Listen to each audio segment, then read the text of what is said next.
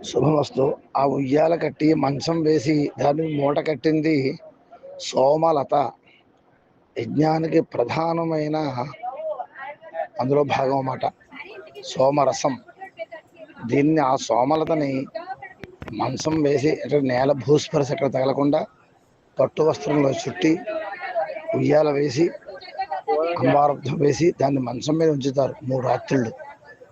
అటుపైన ఆ సోమలతని దంపి ఆ రసాన్ని దేవతలకి దేవేంద్రుడికి ముఖ్యంగా హోమం చేస్తారు.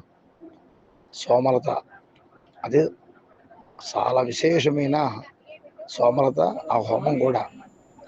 అందుచేత దానికి అలాంటి వేదిక ఏర్పాటు చేశారు. శుభమస్తు. శుభమస్తు. ఆ ఉయ్యాల కట్టి మంచం వేసి దాన్ని మూట కట్టింది సోమలత.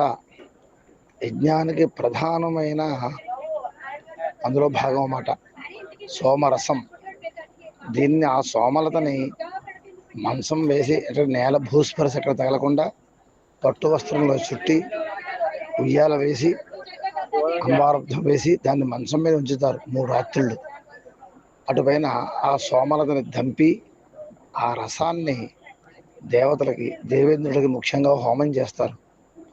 సోమలత అదే చాలా విశేషమైన సోమలత ఆ హోమం కూడా. అందుచేత దానికి అలాంటి వేదిక ఏర్పాటు చేశారు. శుభమస్తు. శుభమస్తు. ఆ ఉయ్యాల కట్టి మంచం వేసి దాన్ని మూట కట్టి